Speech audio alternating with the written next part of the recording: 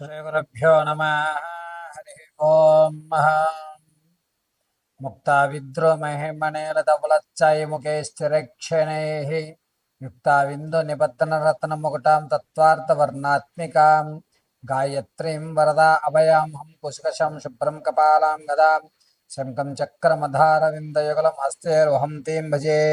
యో దేవ సవితాస్మాకం ధియో ధర్మధిగోచరः పరారయత్తస్యద్భర్గా సద్వరేణ్యముపాస్మహే. సర్వం వేదమాత గాయత్రీ కటాక్షఫలసిద్ధ్యర్థం. గురువుగారు ఎప్పుడు చూసినా ఆర్థికమైన విషయాల గురించి లేదా కోర్టు వ్యవస్థల గురించి మాత్రమే మీరు చెప్తున్నారు. విద్యార్థులకి స్కూల్స్ ప్రారంభమయ్యాయి కాబట్టి కాస్త విద్యలో తక్కువగా ఉన్న వారికి, అదేవిధంగా చదివింది మర్చిపోవడము, ఇది వరకు బాగా చదువుతూ డల్ అయిపోవడము ఉన్నట్టుండి తను మొత్తం తన యొక్క విజ్ఞానాన్ని అంతటినీ కూడా చాలా తక్కువ స్థాయిలో విడిచిపెట్టి చెడు స్నేహాలకు లోనయ్యి బాగా చదవడే వ్యక్తి సి గ్రేడు డి గ్రేడ్లోకి మారిపోతూ ఈ యొక్క రాశి ప్రభావాల ఫలితంగా ఏమైనా వీరికి జరుగుతున్నాయా? మేషం నుంచి మేనం వరకు కూడా విద్యార్థులు ఎటువంటి మంత్రాన్ని రోజు పఠించుకోవడం వల్ల విద్యలో మెరుగైనటువంటి స్థితిగతులు కలుగుతాయి. వీరు ఏ దేవతారాధనలు చేయడం వల్ల విద్య అనేటువంటిది అభ్యసిస్తుంది.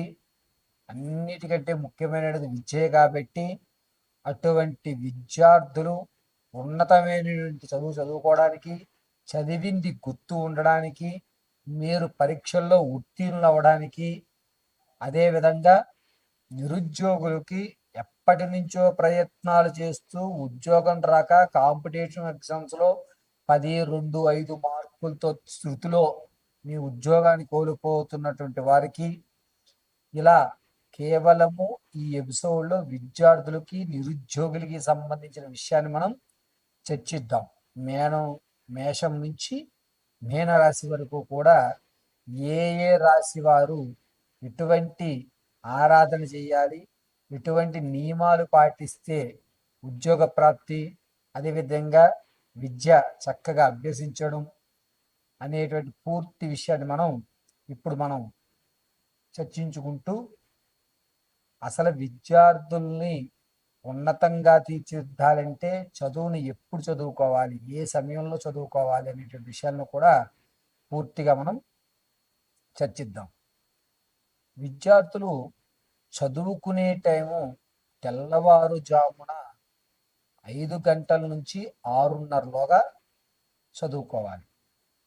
ఏ విధంగా చదువుకోవాలి అనేది ప్రతి రాశి వారికి కూడా చదువుకునేటువంటి సమయాన్ని మీకు చెప్పడం జరుగుతుంది.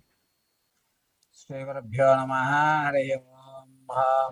కుంభరాశిలో విద్యార్థులకి ఈ సంవత్సరంలో ఆగస్టు వరకు కూడా చదువు మీద అత్యంత శ్రద్ధ ఉంటుంది. ఆగస్టు తర్వాత నుంచి అసలు చదువు మీద శ్రద్ధ అనేటువంటిది ఏర్పడుతుంది. ఎప్పుడు ఉగాది వరకు కూడా ఆటలు, క్రీడారంగము, లేకపోతే కనుక ఇతర కార్యక్రమాలలో మాత్రమే పాల్గొనడానికి ఎక్కువ శ్రద్ధ చూపిస్తారు.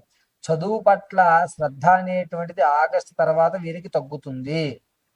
కేవలము చదువు ఒక్కటే ప్రాధాన్యత కాదు, ఇతర రంగాలు కూడా ఉన్నాయి, మేము వాటిలో మా ప్రతిభను పరీక్షిద్దాం అనుకుంటున్నాము అని చెప్తుంటారు. కానీ పిల్లలు గుర్తుపెట్టుకోండి, మీరు ఏ రంగానికి వెళ్ళినా మీరు ఇంటర్వ్యూస్కి వెళ్ళేటప్పుడు మీకు ఒక కాగితం ఉండాలి. 10th క్లాస్ పాస్ అనేటువంటి కాగితం, కాలేజీ వాళ్ళు ఇచ్చేటువంటి సర్టిఫికెట్ అనేది ఖచ్చితంగా ఉండాలి.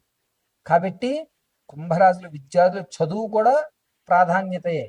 చదువు విలువ కాస్త తెలుసుకుని ఆగస్టు తర్వాత మీరు ఇతర రంగాల మీద మక్కువ చూపిస్తుంటారు కదా, అందులో 10% చదువు మీద పెట్టుకోవాలి. అయితే ఎలా? మనం చదివినా గుర్తుండదు కదా, మరి మర్చిపోతాం కదా, కన్ఫ్యూజ్ అయ్యేటువంటి వాతావరణం ఏర్పడుతుంది కదా, మేము దీంట్ మీద ఎలా కాన్సన్ట్రేషన్ చేయాలి అని అంటే కనుక కుంభరాశిలో ఉన్నటువంటి విద్యార్థులు ఆగస్టు తర్వాత నుంచి ప్రతిరోజు ఏం చేస్తారంటే దీపా దుర్గ కవచం ఉదయాన్నే స్నానం ఆచరించిన తర్వాత దీపాదుర్గ కవచాన్ని ఫుల్ వాల్యూమ్ పెట్టుకుని వినండి.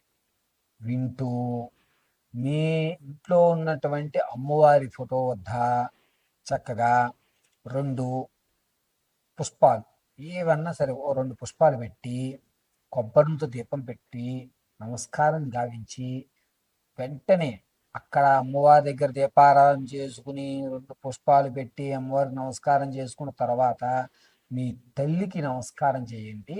అద్భుతంగా మీరు ఆ రంగంలో మంచి పొజిషన్లోను, అదేవిధంగా విద్యకు కూడా మీ యొక్క అమ్మవారి అనుగ్రహము, మీ అమ్మ అంటే మీ యొక్క తల్లి గారి అనుగ్రహం రెండూ కలిస్తే అద్భుతమైన ఫలితాలు పొందుతారు. కుంభరాశి వారు చెయ్యదగ్గ పని ఒకటే, మీ ఇంట్లో ఉన్నటువంటి అమ్మవారికి పుష్పము దీపారాధన, మీ తల్లి గారి పాద నమస్కారము. ఇవి రెండూ కూడా కుంభరాశి వారిని రక్షించేటువంటి సాధకులు. మీరు చదివింది మర్చిపోరు, మీరు అనుకున్న విషయాల్లో కూడా ఒక స్థాయిలో ఉండడానికి అవకాశం ఏర్పడుతుంది.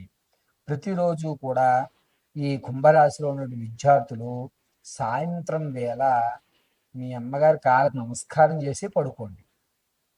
మీరు ఏదైతే చదువుదాం అనుకుంటున్నారో మీ అమ్మగారి కాళ్ళకు నమస్కారం చేసి తర్వాత మీరు ఏదైతే టఫ్ క్వశ్చన్స్ ఉన్నాయో ఆ క్వశ్చన్ చదివి పుస్తకం మూసేసుకుని మరుసటి రోజు ఉదయాన్నే లేచి అమ్మవారికి చక్కగా దీపారాధన గావించుకుని 2 పుష్పాలు పెట్టి అక్కడ నమస్కారం చేసి మీ తల్లిగారికి నమస్కారం చేసి మళ్ళా పుస్తకం తీసి రాత్రి ఏదైతే చదివారో అదే ప్రశ్న మళ్ళీ ఇంకొకసారి చదవండి. అంతే, మీరు అనుకున్న స్థాయిలో ఉంటారు. నిరుద్యోగులు కూడా ఇదే ఫలితం. ఎందుకంటే ఉద్యోగ ప్రాప్తి అనేటువంటిది మీకు చదువు మీద చదువుకున్నటువంటి సర్టిఫికేట్ల కంటే ఇతర క్వాలిఫికేషన్లోనే మీరు చెప్పని ఉద్యోగం వచ్చే అవకాశాలు ఏర్పడుతున్నాయి. చదువులో సర్టిఫికేట్లతోటి ఉద్యోగ ప్రాప్తి కలిగేటువంటి అవకాశము కుంభరాశి వారికి చాలా తక్కువగా ఉంది. అది కూడా అక్టోబర్ 13వ తారీఖు నుంచి నవంబర్ 24 మధ్యలో ఉద్యోగం కలిగేటువంటి అవకాశం ఏర్పడుతుంది. కుంభరాశి వారు ఏం చేయాలి? మీ ఇంట్లో ఉన్నటువంటి అమ్మవారిని, మీ యొక్క తల్లి గారిని ఈ 2 ఆరాధనలు చేయడం వల్ల కుంభరాశిలో ఉన్నటువంటి విద్యార్థులకి వచ్చేటువంటి ఆగస్టు తర్వాత ఇతర రంగాల్లో కానీ వ్యవస్థలో కానీ ఉన్నతమైన స్థాయి ఏర్పడుతుంది. ఇంకొక విషయం గుర్తుపెట్టుకోండి, కుంభరాశిలో ఉన్నటువంటి విద్యార్థులు ఆగస్టు మొదటి వారం వరకు కొంచెం జాగ్రత్తగా ఉండండి. స్కూల్లో కానీ ఇక్కడ కాలేజీల్లో కానీ కొట్లాటలు జరుగుతాయి. మీరు అటువంటి జరిగినప్పుడు కొంచెం దూరంగా ఉండండి. లేకపోతే లేనిపోయింది మీ పేరుని అక్కడ ఉపయోగించేటువంటి అవకాశం ఏర్పడుతుంది.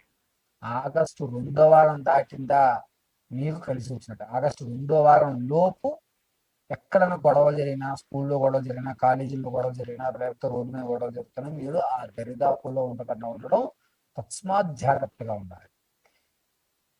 దీప దుర్గ కవచము అనేటువంటిది కుంభరాశి వారు వినడం అత్యంత శ్రేయస్కరంగా ఉంటుంది. మరిన్ని విషయాలు తెలుసుకోవడానికి కింద స్క్రోల్ నెంబర్ సంప్రదించండి. పూర్తి విషయాలన్నీ కూడా చర్చించి చెప్పడం జరుగుతుంది.